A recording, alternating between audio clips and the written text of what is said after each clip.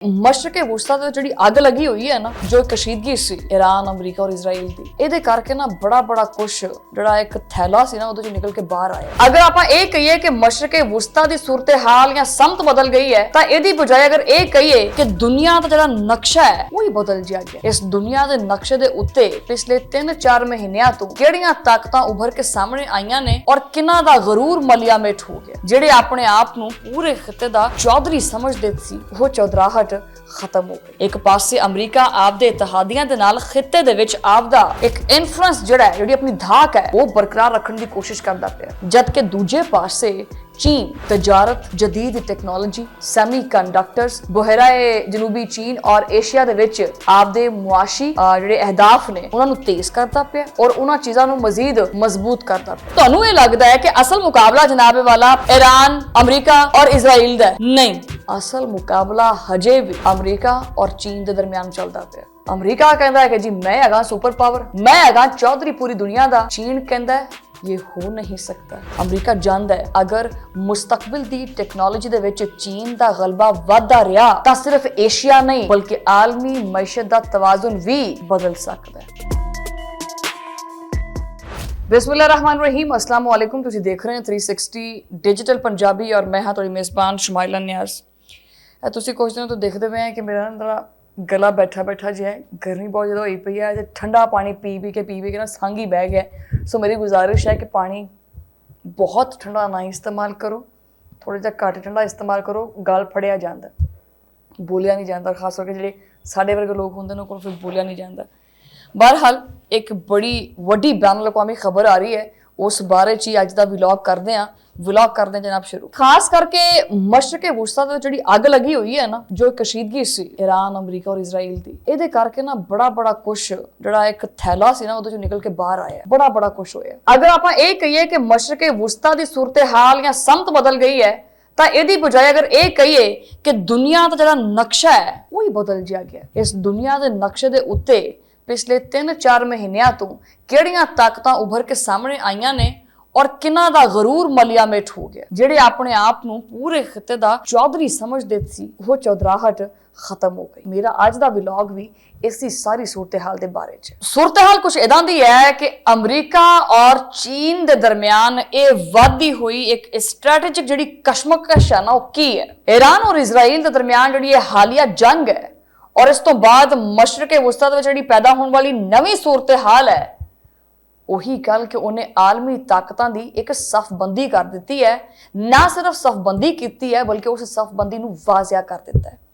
ਇੱਕ ਪਾਸੇ ਅਮਰੀਕਾ ਆਪਦੇ ਇਤਿਹਾਦੀਆਂ ਦੇ ਨਾਲ ਖਿੱਤੇ ਦੇ ਵਿੱਚ ਆਪਦਾ ਇੱਕ ਇਨਫਲੂਐਂਸ ਜਿਹੜੀ ਆਪਣੀ ਧਾਕ ਹੈ ਉਹ ਬਰਕਰਾਰ ਰੱਖਣ ਦੀ ਕੋਸ਼ਿਸ਼ ਕਰਦਾ ਪਿਆ, ਜਦਕਿ ਦੂਜੇ ਪਾਸੇ चीन तजारत, जदीद टेक्नोलॉजी, सेमीकंडक्टर्स, बहराए जनूबी चीन और एशिया दे विच आपदे मुआशी ਜਿਹੜੇ ਅਹਦਾਫ ਨੇ ਉਹਨਾਂ ਨੂੰ ਤੇਜ਼ ਕਰਦਾ ਪਿਆ ਔਰ ਉਹਨਾਂ ਚੀਜ਼ਾਂ ਨੂੰ ਮਜ਼ੀਦ ਮਜ਼ਬੂਤ ਕਰਦਾ ਪਿਆ। ਦੁਨੀਆ ਇਹ ਆਖਦੀ ਪਈ ਹੈ ਕਿ ਜੀ ਇਹ ਜਿਹੜਾ ਬਤਦਰੀਜ ਜਿਹੜਾ ਦੌਰ ਚੇਂਜ ਹੁੰਦਾ ਪਿਆ ਹੈ ਨਾ, ਇਹਦੇ ਵਿੱਚ ਜਿੱਥੇ ਮੁਕਾਬਲਾ ਸਿਰਫ ਔਰ ਸਿਰਫ ਫੌਜੀ ਤਾਕਤ ਦਾ ਹੁੰਦਾ ਸੀ, ਹੁਣ ਫੌਜੀ ਤਾਕਤ ਦਾ ਨਹੀਂ ਹੈ, ਉੱਥੇ ਹੁਣ ਮਈਸ਼ਤ, ਟੈਕਨੋਲੋਜੀ, ਸਪਲਾਈ ਚੇਨਸ ਔਰ ਸਫਾਰਤਕਾਰੀ ਵੀ ਆ ਗਿਆ। ਇਹਨਾਂ ਚੀਜ਼ਾਂ ਨੇ ਮੁਲਕਾਂ ਦਾ ਜਿਹੜਾ ਰੁਖ ਹੈ ਨਾ ਉਹਦਾ ਤਾਯੁਨ ਕਰ ਦਿੱਤਾ। ਇਹ ਖਬਰ ਕੋਈ ਮਾਮੂਲੀ ਖਬਰ ਨਹੀਂ ਹੈਗੀ, क्योंकि जिहड़े ये पॉइंट्स ने इन्हां नूं तुसीं गौर नाल सुनना है और देखो। बल्कि वो ये कि चंद साल पहले दुनिया की तवज्जो हुंदी सी दहशतगर्दी दे उत्ते कि दहशतगर्दी के खिलाफ मुकाबला किवें करना है, जंग किवें करनी है। फिर जनाबे वाला रूस और यूक्रेन की जंग ने आलमी जिहड़ी सियासत है ना ਉਹਦਾ रुख बदल के रख दिता। उस तो बाद आ जाओ फिर ईरान, अमरीका और इजराइल वाले मामले दे उत्ते। इस मामले ने तां सारा कुछ ही ਜਿਹੜਾ ਨਾ ਉਹ ਚੇਂਜ ਕਰ ਦਿੱਤਾ ਹੈ। ਤੁਹਾਨੂੰ ਇਹ ਲੱਗਦਾ ਹੈ ਕਿ ਅਸਲ ਮੁਕਾਬਲਾ ਜਨਾਬੇ ਵਾਲਾ ईरान, अमरीका और इजराइल ਦਾ नहीं, असल मुकाबला हजे भी ਇਹ ਕੋਈ ਮਹੀਨੇ 2 ਮਹੀਨੇ ਤੋਂ ਨਹੀਂ, ਕਈ ਅਰਸੇ ਤੋਂ ਅਮਰੀਕਾ ਔਰ ਚੀਨ ਦੇ ਦਰਮਿਆਨ ਚੱਲਦਾ ਪਿਆ। ਅਮਰੀਕਾ ਕਹਿੰਦਾ ਹੈ ਕਿ ਜੀ ਮੈਂ ਹੈਗਾ ਸੁਪਰ ਪਾਵਰ, ਮੈਂ ਹੈਗਾ ਮਾਮਾ ਪੂਰੀ ਦੁਨੀਆ ਦਾ, ਮੈਂ ਹੈਗਾ ਚੌਧਰੀ ਪੂਰੀ ਦੁਨੀਆ ਦਾ। ਚੀਨ ਕਹਿੰਦਾ ਹੈ ਇਹ ਹੋ ਨਹੀਂ ਸਕਦਾ, ਤੂੰ ਮਾਮਾ ਐਸੀ ਦੀ ਤੈਸੀ ਤੇਰੀ, ਅਸੀਂ ਆ इस दौर के बादशाह असी हैं। असल मुकाबला ये असल जंग जिहड़ी चलदी पई है, असल जिहड़ी सर्द जंग चलदी पई है ना, ये चलदी पई है इन्हां दोवां दे विच। फर्क सिर्फ इन्ना है कि जिहड़ा ना हुण मजाला नाल मुकाबला नहीं हुंदा पिया इन्हां दा, ਇਹਨਾਂ ਦਾ ਮੁਕਾਬਲਾ ਹੁੰਦਾ ਪਿਆ ਮਾਈਕਰੋ ਚਿਪਸ ਦੇ ਜ਼ਰੀਏ, ਫੌਜੀ ਇਤਿਹਾਦ ਨੂੰ ਜਿਹੜਾ ਨਾ ਜ਼ਿਆਦਾ ਮਜ਼ਬੂਤ ਕਰਨ ਦੇ ਵਿੱਚ, ਔਰ ਜਿਹੜੀ ਸਪਲਾਈ ਚੇਨਸ ਨੇ ਉਹਨਾਂ ਨੂੰ ਮਜ਼ਬੂਤ ਕਰਨ ਦੇ ਵਿੱਚ, ਔਰ ਟੈਂਕਾਂ ਤੋਂ ਜ਼ਿਆਦਾ ਤਾਕਤ ਮਸਨੂਈ ਜ਼ਹਾਨਤ, ਸੈਮੀਕੰਡਕਟਰਸ ਔਰ ਜਦੀਦ ਟੈਕਨੋਲੋਜੀ ਨੂੰ ਹਾਸਲ ਕਰਨ ਦੇ ਵਿੱਚ। ਇਹਨਾਂ ਦੋਨਾਂ ਦਾ ਮੁਕਾਬਲਾ ਇਹ ਚੱਲਦਾ ਪਿਆ। ਤੁਸੀਂ ਇਹ ਦੇਖ ਲਓ ਕਿ ਚੀਨ ਨੇ ਪਿਛਲੇ ਕੁਝ ਅਰਸੇ ਤੋਂ ਤਰੱਕੀ ਕਿੰਨੀ ਕੀਤੀ ਹੈ। ਬੰਦਾ ਮਤਲਬ ਇਨਸਾਨੀ ਸੋਚ ਜਿਹੜੀ ਉਹ ਦੇਖ ਕੇ ਦੰਗ ਰਹਿ ਜਾਂਦੀ ਹੈ ਕਿ ਯਾਰ ਇਹ ਚੀਨ ਹੈ। ਅਮਰੀਕਾ ਜਾਣਦਾ ਹੈ ਕਿ ਅਗਰ ਮੁਸਤਕਬਲ ਦੀ ਟੈਕਨੋਲੋਜੀ ਦੇ ਵਿੱਚ ਚੀਨ ਦਾ ਗਲਬਾ ਵਧਦਾ ਰਿਹਾ ਤਾਂ ਸਿਰਫ ਏਸ਼ੀਆ ਨਹੀਂ ਬਲਕਿ ਆਲਮੀ ਮਈਸ਼ਤ ਦਾ ਤਵਾਜ਼ੁਨ ਵੀ ਬਦਲ ਸਕਦਾ ਹੈ ਤੇ ਸਾਰਾ ਕੁਝ ਜੇਬ ਭਾਰੀ ਹੋ ਜਾਣੀ ਹੈ ਚੀਨ ਦੀ, ਪੈਸਾ ਆ ਜਾਣਾ ਚੀਨ ਦੇ ਕੋਲੇ। ਇਸੇ ਵਾਸਤੇ ਫਰਤਲੂ ਪਿਆ ਹੋਇਆ ਹੈ ਅਮਰੀਕਾ। ਵਾਸ਼ਿੰਗਟਨ ਜਿਹੜਾ ਹੈ ਉਹ ਜਦੀਦ ਚਿਪਸ, ਹਾਈਟੈਕ ਆਲਾਤ ਔਰ ਹਸਾਸ ਜਿਹੜੀ ਟੈਕਨੋਲੋਜੀ ਹੈ ਇਹਦੀ ਬਰਾਮਦਾਤ ਦੇ ਉੱਤੇ ਮੁਖਤਲਿਫ ਪਾਬੰਦੀਆਂ ਔਰ ਜਿਹੜਾ ਕੰਟਰੋਲ ਹੈ ਉਹ ਨਾਫਿਜ਼ ਕਰਦਾ ਰਿਹਾ। ਦੂਜੇ ਪਾਸੇ ਚੀਨ ਵੀ ਆਪਦੀ ਮੁਕਾਮੀ ਸਨਅਤ, ਤਹਿਕੀਕ ਔਰ ਟੈਕਨੋਲੋਜੀ ਦੇ ਵਿੱਚ ਵੱਡੇ ਪੈਮਾਨੇ ਦੇ ਉੱਤੇ ਸਰਮਾਇਆਕਾਰੀ ਕਰਦਾ ਪਿਆ ਤਾਂ ਕਿ ਜਿਹੜਾ ਸਾਡਾ ਬਰੂਨੀ ਇਨਹਿਸਾਰ ਹੈ ਨਾ ਉਹ ਘੱਟ ਹੋ ਸਕੇ। ਅਸੀਂ ਕਿਸ ਤਰ੍ਹਾਂ ਡਿਪੈਂਡੈਂਟ ਹੋਈਏ। ਬੁਹਰਾ ਜਨੂਬੀ ਚੀਨ ਨੂੰ ਵੀ ਇਸੇ ਤਨਾਜ਼ਰ ਵਿੱਚ ਦੇਖੀਏ ਤਾਂ ਬਜ਼ਾਹਿਰ ਇਹ ਇੱਕ ਸਮੁੰਦਰ ਹੈ। ਇਹ ਇੱਕ ਸਮੁੰਦਰ ਹੈ ਨਾ, ਲੇਕਿਨ ਹਕੀਕਤ ਦੇ ਵਿੱਚ ਇਹ ਇੱਕ ਆਲਮੀ ਤਜਾਰਤ ਦੀ ਇੱਕ ਅਹਿਮ ਸ਼ਾਹਰਾਹ ਵੀ ਹੈਗੀ ਹੈ।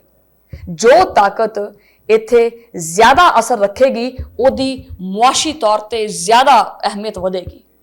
ਇਸੇ ਵਾਸਤੇ ਅਮਰੀਕਾ ਜਹਾਜ਼ ਗੁਜ਼ਰਨ ਦੀ ਜਿਹੜੀ ਆਜ਼ਾਦੀ ਹੈ ਨਾ ਉਹਦੇ ਉੱਤੇ ਗੱਲਬਾਤ ਕਰਦਾ ਪਿਆ ਕਿ ਵੀ ਉਹ ਪਾਬੰਦੀਆਂ ਨਾ ਲਾਓ, ਜਦਕਿ ਚੀਨ ਆਪਦੇ ਤਾਰੀਖੀ ਔਰ ਇਲਾਕਾਈ ਜਿਹੜੇ ਦਾਅਵੇ ਨੇ ਉਹਨਾਂ ਦੇ ਉੱਤੇ ਜ਼ੋਰ ਦਿੰਦਾ ਪਿਆ। ਦੋਨਾਂ ਦਾ ਮੌਕਫ ਮੁਖਤਲਿਫ ਹੈ ਔਰ ਇਹੀ ਇਖਤਲਾਫ ਖਿੱਤੇ ਨੂੰ ਆਲਮੀ ਸਿਆਸਤ ਦਾ ਜਿਹੜਾ ਮਰਕਜ਼ ਹੈ ਨਾ ਉਹ ਉਹਨੇ ਬਣਾ ਕੇ ਰੱਖਿਆ ਹੋਇਆ। ਈਰਾਨ ਔਰ ਇਜ਼ਰਾਈਲ ਦੀ ਹਾਲੀਆ ਕਸ਼ੀਦਗੀ ਨੇ ਇੱਕ ਸਵਾਲ ਜਿਹੜਾ ਨਾ ਪੈਦਾ ਕੀਤਾ ਹੈ ਔਰ ਉਹ ਇਹ ਹੈ ਕਿ ਦੁਨੀਆ ਹੁਣ ਵਾਜ਼ਿਹ ਤੌਰ ਤੇ ਦੇਖਦੀ ਪਈ ਹੈ ਕਿ ਜਿਹੜੇ ਇਹ ਮੁਖਤਲਿਫ ਤਾਕਤਾਂ ਦੇ ਜਿਹੜੇ ਬਲੌਕਸ ਬਣਦੇ ਪਏ ਨੇ ਅਸੀਂ ਵੀ ਇਹਨਾਂ ਦੇ ਆਲੇ ਦੁਆਲੇ ਘੁੰਮਦੇ ਪਏ ਹਾਂ ਜਾਂ ਨਹੀਂ। ਇਸ ਸਵਾਲ ਦਾ ਜਵਾਬ ਇਨਾ ਆਸਾਨ ਨਹੀਂ ਹੈ ਕਿਉਂਕਿ ਅੱਜ ਦੇ ਬੈਨ ਅਲ-ਅਕਵਾਮੀ ਤਾਲੁਕਾਤ ਸਰਦ ਜੰਗ ਦੇ ਦੌਰ ਵਰਗੇ ਜਿਹੜੇ ਦੋ ਵਾਜ਼ਿਹ ਕੈਂਪਸ ਨੇ ਨਾ ਉਹਨਾਂ ਦੇ ਵਿੱਚ ਤਕਸੀਮ ਨਹੀਂ ਹੈ। ਬਹੁਤ ਸਾਰੇ ਜਿਹੜੇ ਮਮਾਲਿਕ ਨੇ ਨਾ ਉਹ ਇੱਕ ਪਾਸੇ ਅਮਰੀਕਾ ਦੇ ਨਾਲ ਸਿਕਿਉਰਿਟੀ ਤਾਵੁਨ ਰੱਖਦੇ ਆ, ਠੀਕ ਹੈ, ਉਹਨਾਂ ਵਾਸਤੇ ਅਮਰੀਕਾ ਵੀ ਜ਼ਰੂਰੀ ਹੈ। ਦੂਜੇ ਪਾਸੇ ਚੀਨ ਦੇ ਨਾਲ ਜਿਹੜੀ ਤਜਾਰਤ ਹੈ ਉਹ ਵੀ ਜਾਰੀ ਰੱਖਣੀ ਹੈ। ਇਸ ਵਾਸਤੇ ਹਰ ਮੁਲਕ ਆਪਦੇ ਮਫਾਦਾਤ ਨੂੰ ਦੇਖਦੇ ਹੋਏ ਔਰ ਨਾ ਕਿਸੇ ਨਾਲ ਤਾਲੁਕਾਤ ਖਤਮ ਕਰਦੇ ਹੋਏ ਇੱਕ ਸਮਝ ਲਓ ਕਿ ਪੇਚੀਦਾ ਜਿਹੜੀ ਸੂਰਤ ਹਾਲ ਹੈ ਨਾ ਉਹ ਲੈ ਕੇ ਹਜੇ ਟੁਰਿਆ ਫਿਰਦਾ। ਔਰ ਦਿਲਚਸਪ ਗੱਲ ਇੱਥੇ ਇਹ ਹੈ ਕਿ ਅੱਜ ਕੱਲ ਕਿਸੇ ਵੀ ਮੁਲਕ ਦੀ ਤਾਕਤ ਜਿਹੜੀ ਹੈ ਨਾ ਉਹਦੇ ਫੌਜੀ ਜਿਹੜਾ ਬਜਟ ਹੈਗਾ ਵੀ ਉਹਦੇ ਕੋਲ ਫੌਜੀ ਬਜਟ ਕਿੰਨਾ ਹੈ ਜਾਂ ਉਹਦੇ ਕੋਲ ਦਿਫਾਈ ਫੋਰਸ ਕਿੰਨੀ ਹੈ ਜਾਂ ਉਹ ਲੜਦਾ ਕਿਵੇਂ ਹੈ, ਇਹਦੇ ਨਾਲੋਂ ਜ਼ਿਆਦਾ ਹੁਣ ਪਤਾ ਕੀ ਬਣਦਾ ਪਿਆ। ਇਹੀ ਜਿਹੜੀ ਸੂਰਤ ਹਾਲ ਮੈਂ ਪੂਰੇ ਵਲੌਗ 'ਚ ਦੱਸੀ ਹੈ ਨਾ ਕਿ ਮਸਨੂਈ ਜ਼ਹਾਨਤ, ਚਿਪਸ ਔਰ ਆਪਣੇ ਆਪ ਨੂੰ ਮੁਆਸ਼ੀ ਤੌਰ ਤੇ ਸਟਰੋਂਗ ਕਰਨਾ, ਦਫਾਈ ਲਿਹਾਜ਼ ਨਾਲ ਵੀ ਸਟਰੋਂਗ ਕਰਨਾ ਚਾਹੀਦਾ ਹੈ। ਲੇਕਿਨ ਅੱਜ ਕੱਲ੍ਹ ਦੁਨੀਆ ਆਪਣੇ ਆਪ ਨੂੰ, ਜਿਹੜੇ ਮਮਾਲਿਕ ਨੇ ਦੁਨੀਆ ਦੇ, ਉਹ ਆਪਣੇ ਆਪ ਨੂੰ ਮੁਆਸ਼ੀ ਤੌਰ ਦੇ ਉੱਤੇ ਸਟਰੋਂਗ ਕਰਨਾ ਚਾਹੁੰਦੇ ਹੈ। ਉਹ ਸਰਮਾਇਆਕਾਰੀ ਦੇ ਵਿੱਚ ਅੱਗੇ ਜਾਣਾ ਚਾਹੁੰਦੇ ਆ। ਦੁਨੀਆ ਵਿੱਚ ਤਾਕਤ ਦੀ ਜਿਹੜੀ ਤਾਰੀਫ ਹੈ ਨਾ ਉਹ ਬੇਸਿਕਲੀ ਬਦਲਦੀ ਪਈ ਹੈ ਔਰ ਸ਼ਾਇਦ ਮੇਰੀ ਨਜ਼ਰ ਦੇ ਵਿੱਚ ਇਹ ਮੇਰਾ ਐਨਾਲਿਸਿਸ ਹੈ। ਅੱਜ ਕੱਲ੍ਹ ਅਸਲਹੇ ਦੇ ਜ਼ੋਰ ਦੇ ਉੱਤੇ ਜੰਗਾਂ ਨਹੀਂ ਲੜੀਆਂ ਜਾਂਦੀਆਂ। ਅੱਜ ਕੱਲ੍ਹ ਜ਼ਹਾਨਤ ਔਰ ਅਕਲ ਦੇ ਜ਼ੋਰ ਦੇ ਉੱਤੇ ਜੰਗਾਂ ਲੜੀਆਂ ਜਾਂਦੀਆਂ ਨੇ ਔਰ ਇਸ ਸਾਰੀ ਸੂਰਤ ਹਾਲ ਦੇ ਵਿੱਚ ਅਕਲ ਦਾ ਇਸਤੇਮਾਲ ਕੀਤਾ ਪਾਕਿਸਤਾਨ ਨੇ। ਇੱਕ ਪਾਸੇ ਚੀਨ ਪਾਕਿਸਤਾਨ ਦਾ ਇੱਕ ਅਹਿਮ ਇਕਤਸਾਦੀ ਸ਼ਰਾਕਤਦਾਰ ਹੈ, ਦੂਜੇ ਪਾਸੇ ਅਮਰੀਕਾ ਨੂੰ ਵੀ ਅਸੀਂ ਅੱਖਾਂ ਨਹੀਂ ਕੱਢੀਆਂ। ਅਮਰੀਕਾ ਦੇ ਨਾਲ ਵੀ ਤਜਾਰਤ ਹੈ, ਤਾਲੀਮ ਹੈ, ਸਫਾਰਤਕਾਰੀ ਹੈ, ਉਹ ਵੀ ਸਾਨੂੰ ਅਜ਼ੀਜ਼ ਹੈ। ਸੋ ਲਿਹਾਜ਼ਾ ਸਫਾਰਤਕਾਰੀ ਔਰ ਦਿਮਾਗ ਔਰ ਅਕਲ ਦਾ ਇਸਤੇਮਾਲ ਦਫਾਈ ਨਿਜ਼ਾਮ ਜਿਹੜਾ ਤੁਹਾਡਾ ਅਸਲਹਾ ਗੋਲਾ ਬਾਰੂਦ ਹੋ ਗਿਆ ਨਾ ਉਹਦੇ ਨਾਲ ਕਿਤੇ ਅੱਗੇ ਪਹੁੰਚ ਚੁੱਕਿਆ। ਇਹ ਸਾਰੀਆਂ ਚੀਜ਼ਾਂ ਚੱਲਦੀਆਂ ਨੇ ਆਪਦੇ ਮੁਲਕ ਦੇ ਮਫਾਦਾਤ ਦੇ ਉੱਤੇ, ਨਾ ਕਿ ਕਿਸੇ ਤਾਕਤ ਦੇ ਜ਼ੋਰ ਦੇ ਉੱਤੇ। ਬਹਰਹਾਲ ਅੱਜ ਦਾ ਵਲੌਗ ਜਿਹੜਾ ਨਾ ਉਹ ਮੇਰੇ ਖਿਆਲ 'ਚ ਇੱਥੇ ਖਤਮ ਕਰਦੇ। ਅਗਲੇ ਵਲੌਗ 'ਚ ਮੁਲਾਕਾਤ ਹੁੰਦੀ ਹੈ, ਉਦੋਂ ਲਈ ਅੱਲਾ ਨੇ ਕੇ ਬਾਨ।